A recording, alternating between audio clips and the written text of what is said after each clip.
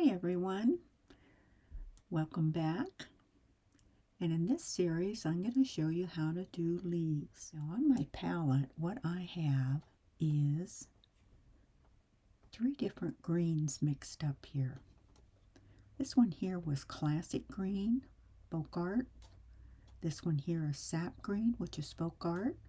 This one here is citrus green, which is folk art. I also have burnt sienna, linen, and then my white. And this one is my background. This one here was my background color, a little bit of gray, and I have floating medium right here. Now I've mixed up 3 different values here in the green. I've taken classic green, mixed linen with it, half and half. To get this green, I've taken sap green, mixed linen with it, and made a medium green. And I've taken the citrus green, mixed linen in it, and come up with another green, lighter green. So you have your dark, your medium, and your light color. Now the reason I did this is because I still want my colors muted down. This is going to be a soft painting. Don't want it real bright and vibrant in color. So I mute everything down with either grays, which you could use your greenscape, or this one here. I chose to use the linen color because I'm going to pull that into some of my leaves later on. So that's my palette.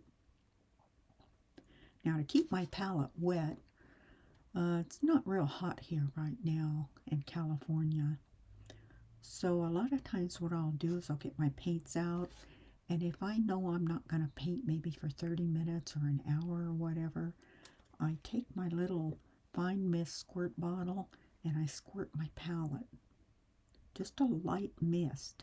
You don't want to squirt it so much to where it's going to make your paint run all over your palette. That would be overdoing it.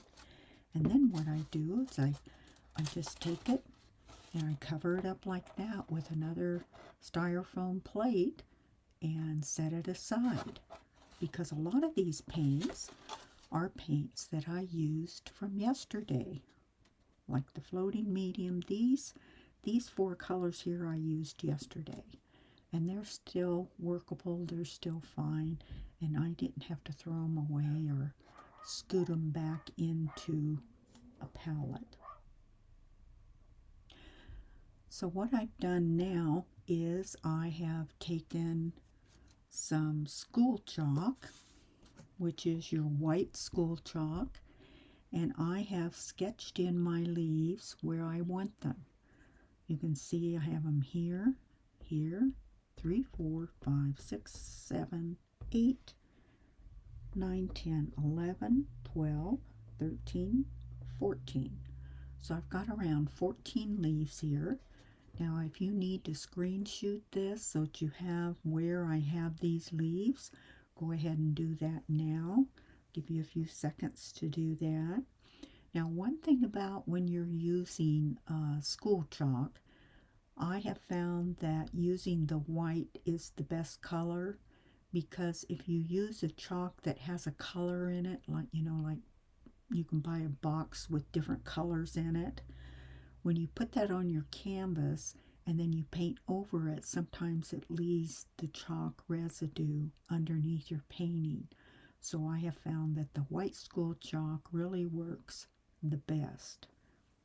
It's not real good if you're working on a white canvas, but it is good once you do your background and then you go ahead and use your chalk to do your outline painting. So the next thing that I wanted to do is I do not want to work on a dry canvas. I want to do these leaves in an overstroke, and to do an overstroke I like it wet and wet. So what I will do is put a retarder down, and I've got mine mixed up. I have used the Winsor Newton Slow Dry Medium and the Winsor Newton Flow Improver, and I've got about half and half in there. put it in here, mix it around, and that's what is left of that. Now the reason I'm doing that is because when I pull in on, when I do my leaf and I start pulling in on the edges, I don't want it dry out there. I want it to be nice and slick so that I don't have dry canvas under there. And you can correct that by when you do your overstroke and you go right to where the paint is that you've painted in. You take your brush and you go right to the edge and pull in. But I like to go beyond my edge of where I painted in. That's why I need it wet on wet under there. Otherwise I get dry marks. So I'm going to have to cover my chalk lines, but what I will do is I will just go ahead and cover the area that I'm going to paint in. So I'm going to pick up, my brush has been dampened and blotted on a paper towel. Okay, and I'm going to pick up just my retarder here. And I'm only going to paint the area that I'm going to put my leaf in. Now I know it's coated when I tilt my head and I look into my light, which is over here, and I can see that it's nice and glossy. Okay, so now I can go ahead and pick up my palette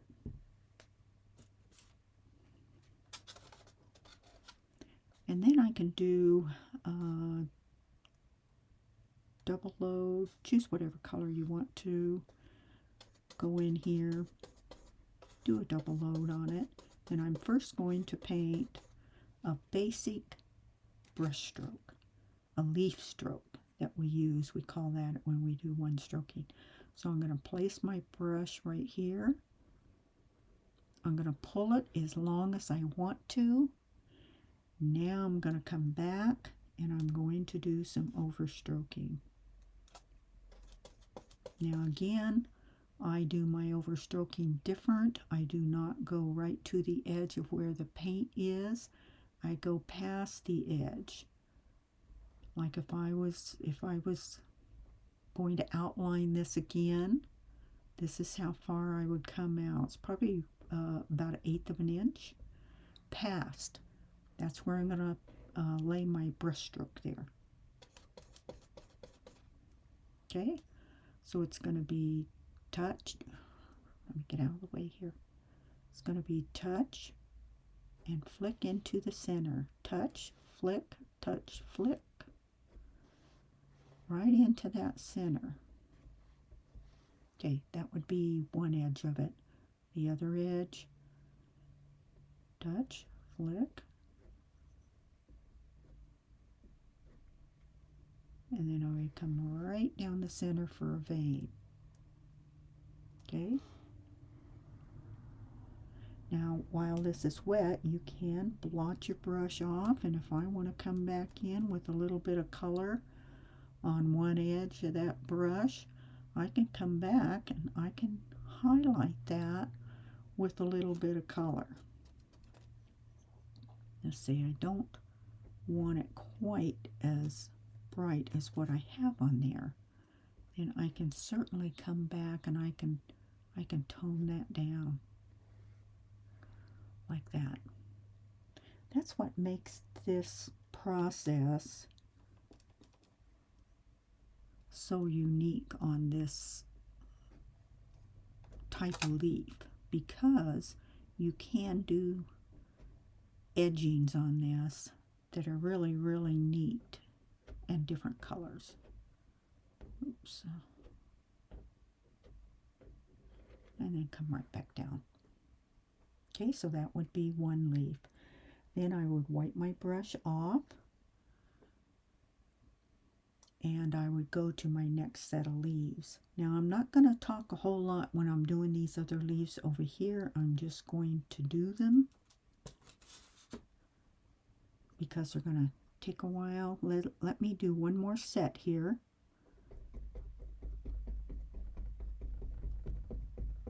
putting on, now this turned a little green on me because I have green in my brush. Probably been better if I would have used a separate brush on this, but I didn't. Now, if you want to, let's say you did the same thing I just did right there, you would just take up just a little damp rag, wipe it off, and start again. Okay, see how much of green it took off? Then just come back with another brush, wet it first, and reapply your retarder.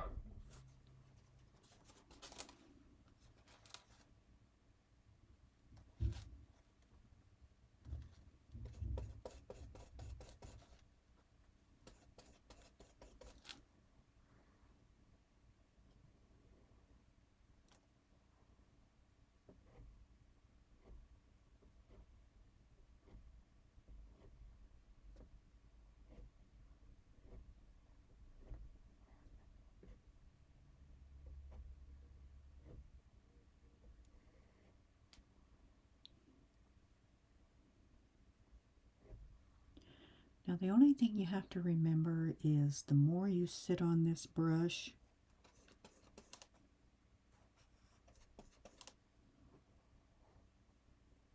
the wider your stroke is going to be. Okay, flatten out, pull out, and start pulling in your stroke.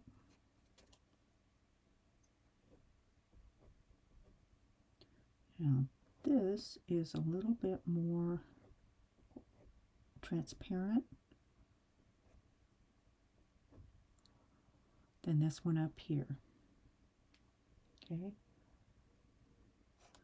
so let's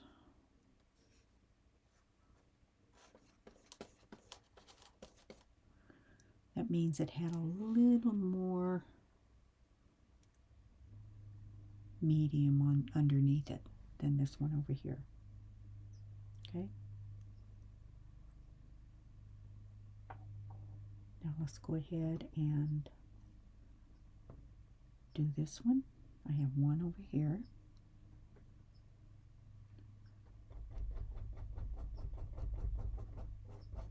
Now I have certainly done this also with floating medium. Just got to paint fast.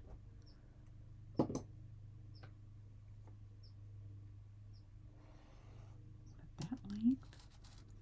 So you can try both of them and see, you know, which one that you would like to do.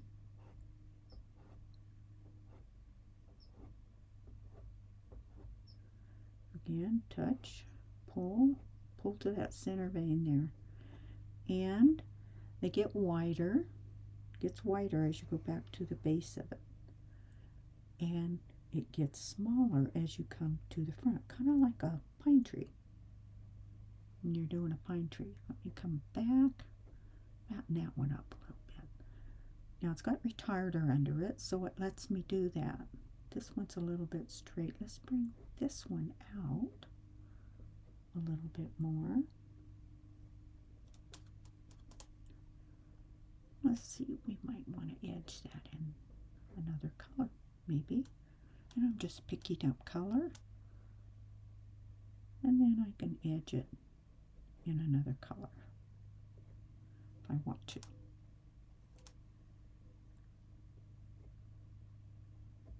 While it's wet. Now, if you tried to edge this while it was dry or half dry, then you would have some problems edging it because it would be dry. And you would have to go ahead and completely dry it and then come back, re-wet it to do this. If you're going to pull your strokes further out than what the wet paint is, you have to pull it in while it's wet to get this effect that I'm showing you right now. So as long as your base is wet, you can pull this overstroke in when you're on the dry canvas. But if you're gonna overstroke it right on top of the wet that you just put in, then you don't have to do that. You don't have to do the retard or slow dry. So let's try, just for trying it, let's try doing one with some floating medium. I have done those in the past when I wanted to do some leaves like this. Let's try that one. Okay, here's a little float. Got it in the brush here. Okay, here. Okay, I'm going to go beyond my line. My brush has a little green in it. I can see it tinning it, but I didn't go much past where I'm going to put a leaf. Alright, let's pick up some color. There we go. I'm going to vary my leaves a little bit. Here.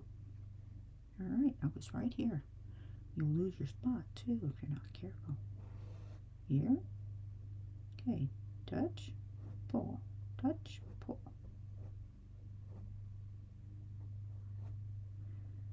It will work with float as long as you paint it really, really fast. You don't have much time to come back and add your other colors.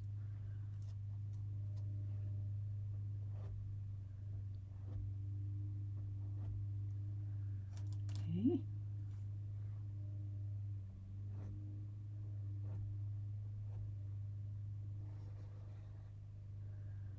So try both methods and see which one works for you the best.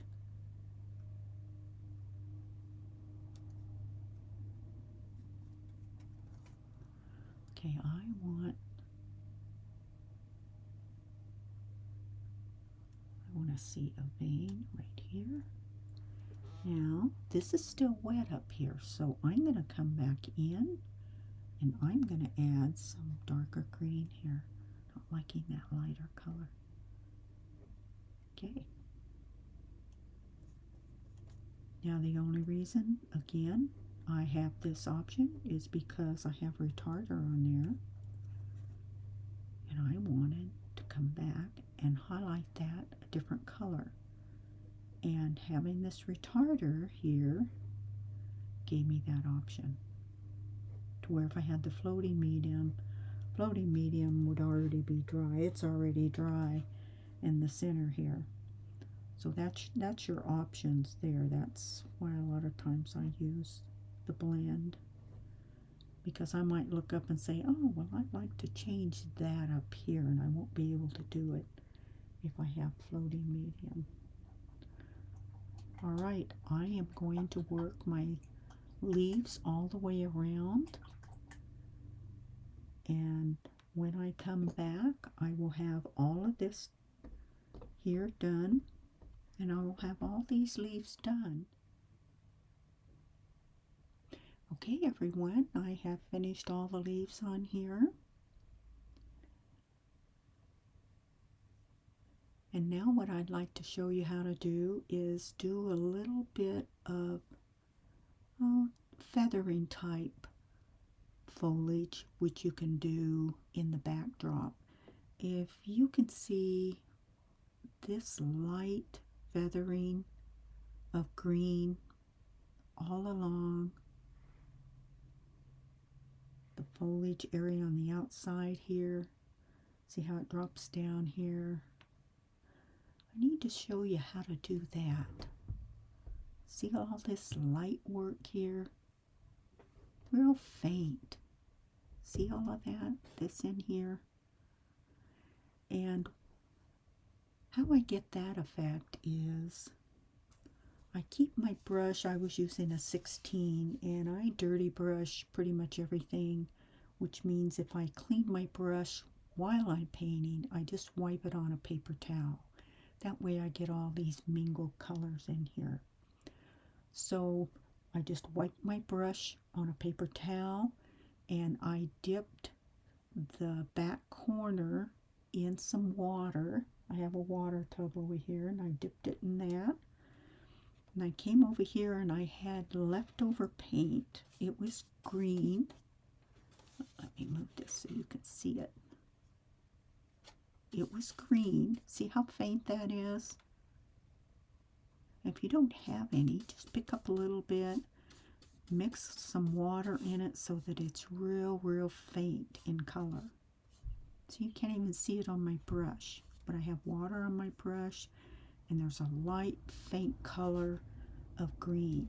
And then I just come up here, I'm on a dry canvas, and I just start flip-flopping some foliage in. I'm using the side of my brush, I flip it over, use the other side, and I am doing more of a watercolor glaze, pretty much. Sometimes I walk it out. Here's my little pile here. Sometimes I walk it out, and sometimes I leave just a flip-flop color right here close to these leaves. See, that's what gives us all of this. If I need more color, I just pick up a little bit in the back corner, dip my brush back in, just the tip of the corner in, mix it up into my brush, and I come back with more color. And then I just work it around. Let's go over here so you can see it. Let's do another one right in here.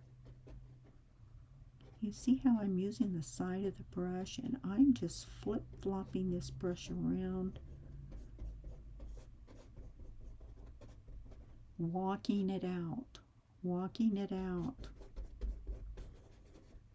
All this color right here was the same color as this over here that doesn't have any color in it. And what that does is it leaves a watercolor effect on your canvas. It gives you more depth on your canvas so that it makes, let me load this up and I'll set this plate down. And what it does is it makes a glaze. See down here? Onto your canvas. See those little bits? And you can think about where you place them, but I pretty much don't. I don't think of them. Might have a general idea of what I'm going to do, but I guess maybe because I've done them for so long, I just flip-flop everything around. But can you see the difference? And that is a glazing technique that I use. And what it does, it just fills in your foliage for you. Look at all that depth we have in there. We have this layer here. We have the gray layer. And then we just completed our leaves in here. So that's 3 layers plus our background on there.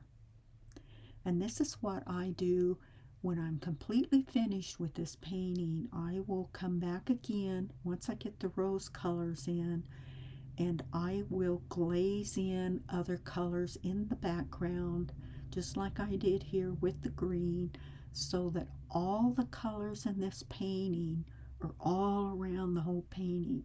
Everything harmonizes. Nothing stands out any more than anything else. It all blends, harmonizes together. I've got every color I have mixed all over the canvas. So that's why I did this. So that's your glazing technique. So what you want to do next before our next class is we want to let this completely dry, because we do have some retarder on this. And I can see some areas over in here where it is still shiny and it is still a little wet in some of those areas. So completely let this dry, and then we will come back. I'm not for sure if I'm going to add any other branches. I'm thinking, after I'm looking at this, that might be too much because I've got a lot going on up here. I'll just have to think about it and see whether we do or whether we don't. So next time we come around, if I decide not to do it, we will go ahead and start this little rose right here. Each rose I'm going to show you a different method of doing it. That way you can choose which one you want to do. So thank you for joining me, my friends, and I will see you next time. Bye for now.